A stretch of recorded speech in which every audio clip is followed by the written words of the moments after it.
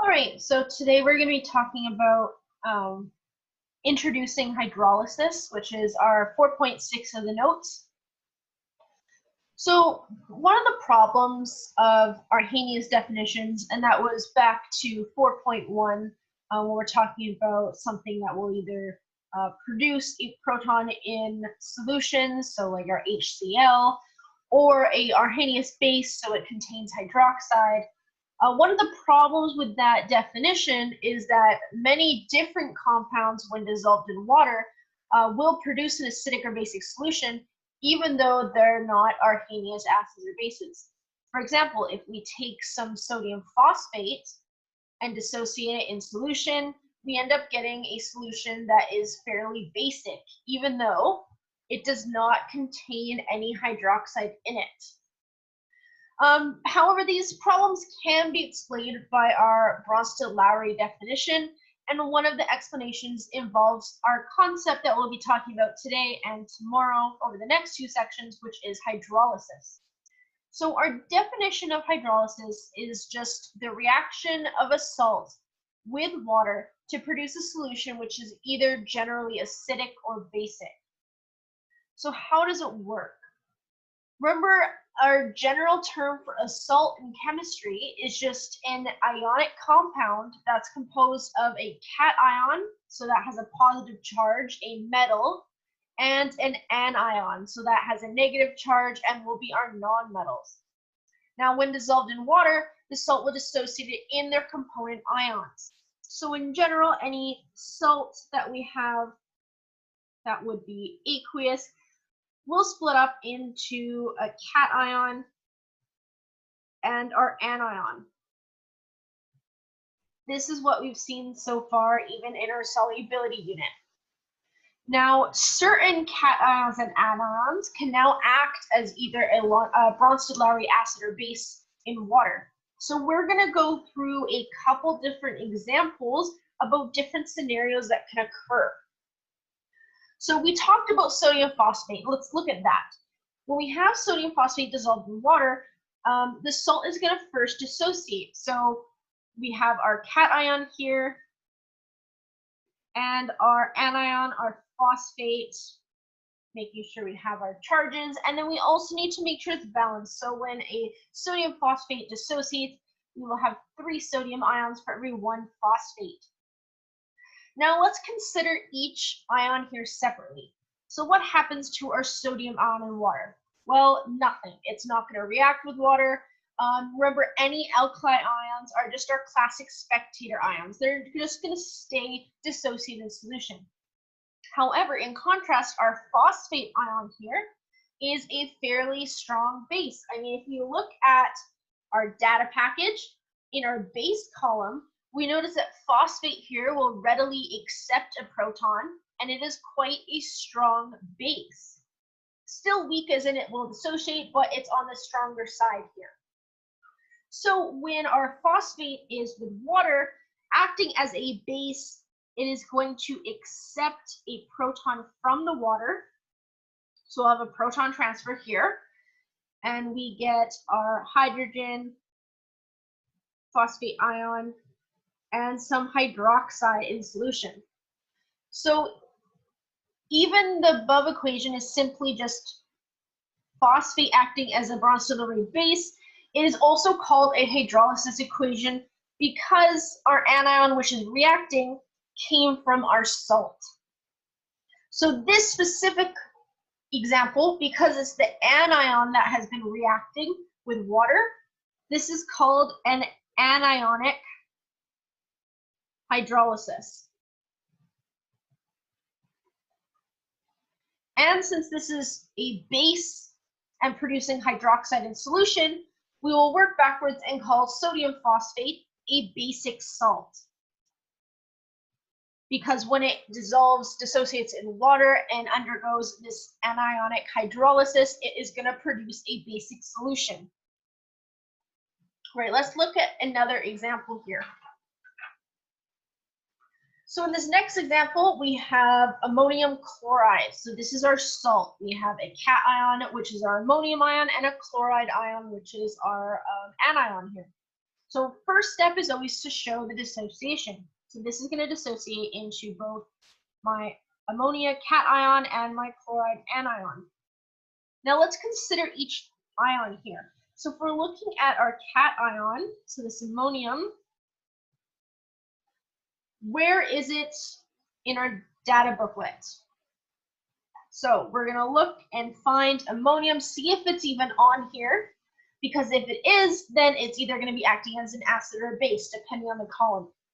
So if I look very carefully through all of these, I'm sorry once again that this is kind of messy, I find that I have an ammonium ion down here. So this is in my acidic column. So this is going to be a weak acid.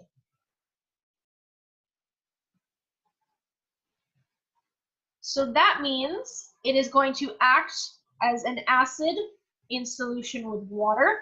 An acid being it's going to donate a proton.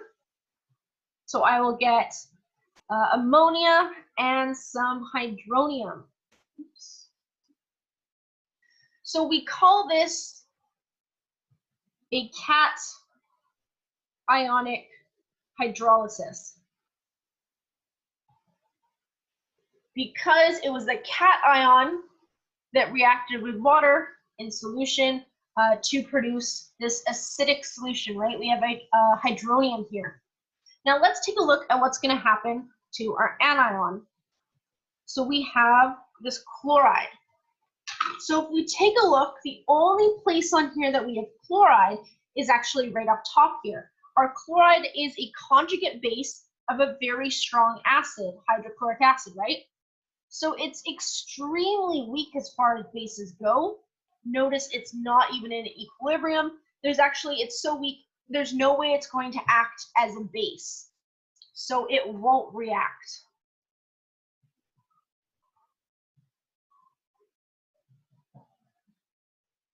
So since it's only the cation here that's hydrolyzed, our ammonium chloride, we call that an acidic salt. Because in solution, when our salt dissociates, we have a cation that will react with water to produce an acidic solution. All right, example 3. I think I have a total of 5 here, lots of examples. So let's look at potassium bromide. When a potassium bromide, our salt dissociates, we get potassium ions and some bromide ions in solution. Now once again, let's consider just each ion. So we have our cation that is potassium. You'll notice you won't find potassium anywhere on here. It is an alkali metal. It is our spectator ion. So there's just going to be no hydrolysis that happens here. There'll be no reaction with water. It will just stay dissociated. Now let's take a look at our anion. So if we look and try to find a bromide ion, once again, just like chlorine or chloride ion, it is a conjugate base of a very, very strong acid, an acid that is going to 100% dissociate. So because it's not equilibrium and it's so weak, it's not going to be able to gain this proton. It will just stay dissociated in solution. Our bromine is not going to react. So once again, our bromide ion, it is the conjugate base of a very strong acid, hydrobromic acid. So there's just no hydrolysis, no reaction. I'll just write it out once. So since both the cation and anion produced are not going to hydrolyze, we can call this potassium bromide or any of these salts that this happens to a neutral salt. Because we have no hydrolysis that occurs, it's not going to be producing a solution that's acidic or basic. It's just going to be neutral. So therefore, this will be a neutral salt. Right.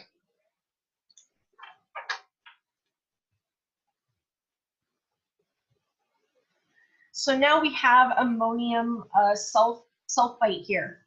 So when this dissociates, we are going to get our ammonium and our sulfite.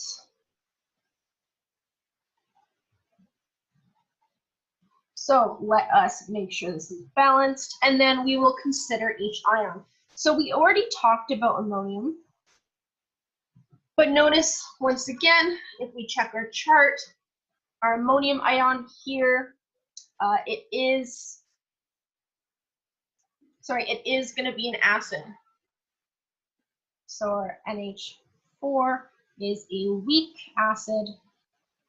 So it will undergo cationic hydrolysis,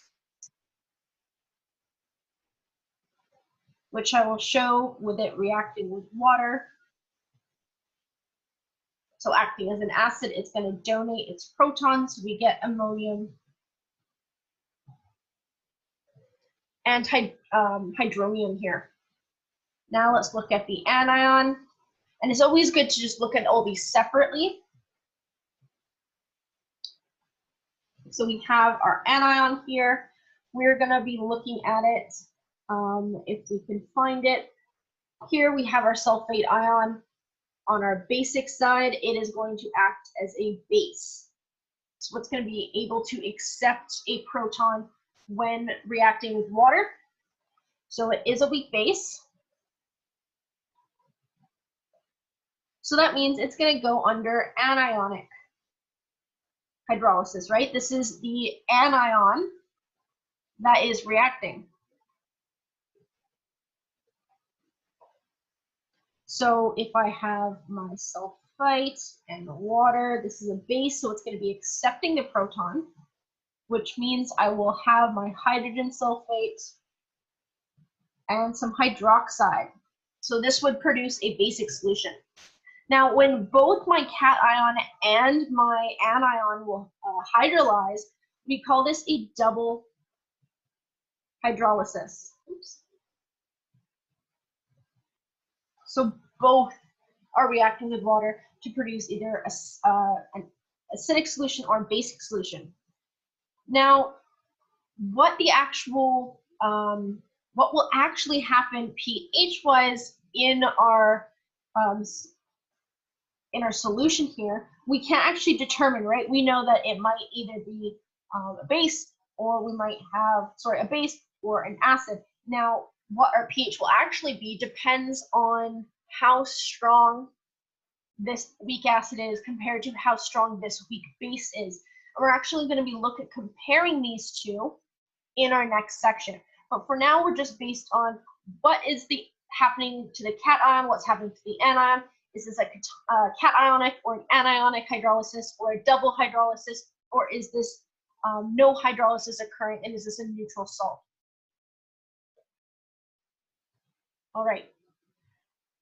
Now we have one more example here. Now that we've gone over the 4 different types, you might want to pause it, attempt it, and then we'll go through it. But here we have our chromium ion attached to some water and a nitrate. This is still going to dissociate. Now this water here, this hexahydrate, it's attached to our chromium. So think of this being our cation, and our nitrate is our anion. So when this dissociates, we have our chromium water complex here, +3, and our nitrate. Make sure to balance it. Now we're going to consider each ion separate. So the cation, now you may be thinking, oh, this looks kind of complicated. Don't worry.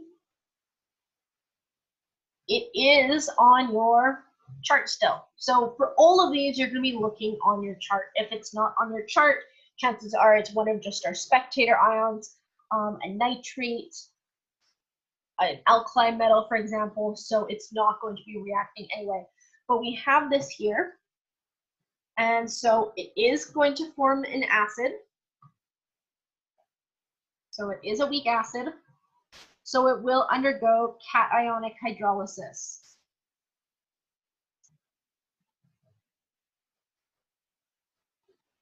All right. If we want to write it out, sure, why not? +3 plus some water. This is an acid, so it's going to donate. Now it's going to be donating from one of these, from the hydrogen in there. So it might look a little funny. If you're unsure, just copy it straight down from this data booklet, right? Just remember that your hydrogen ion is actually hydronium. So this would be, we'd have our hydronium, and then this complex here. So basically it looks kind of funky, but all we've done is the same thing we've done all along. We have just lost a hydrogen here. So our cation will undergo cationic hydrolysis because, oh sorry, it is a weak acid.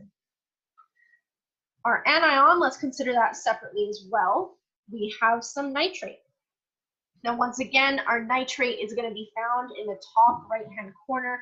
It is a base, but it is so very weak. It is a conjugate base of a super strong acid, so it's not actually going to react in solution. And I believe this is wrong on mine, but you have it correct on yours. Since only the cation hydrolyzes, this is a cationic hydrolysis.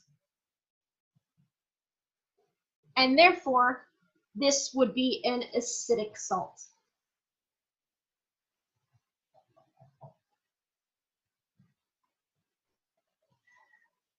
So what I'm kind of looking for here, because we're not given any quantitative values, you can examine these all qualitatively. So if it's this acidic salt, it will undergo a cationic hydrolysis, produce an acidic solution. We just know that our pH would be under 7.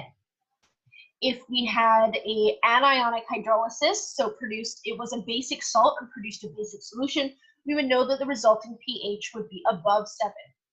If we're dealing with a neutral salt, like our potassium bromide, then there'd be no hydrolysis occurring and we would have a neutral pH. We'd assume the pH to be around 7. Now, for double hydrolysis, we need to really look at the relative strengths here. So at this point in time, we are unable to determine a pH. We will be looking at that in part 2, and once again, when determining pH, is just looking at which one is stronger out of the weak acid and base. So is it going to be above 7 or below 7?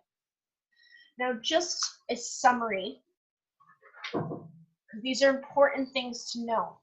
So any alkali metal cation, so our lithium, sodium, anything in our column 1, they are spectator ions, so they're never going to hydrolyze. Any ions of very strong acids, so that includes our chlorate, iodide ion, bromide, chloride, nitrate, hydrogen sulfate. All of those are not also just going to remain spectator ions. They are a conjugate base of very strong acids. They are not going to hydrolyze. Now, a cationic, so that is our positive ion, a cationic hydrolysis will always produce an acidic solution. So you're going to find it in your acid column on the left.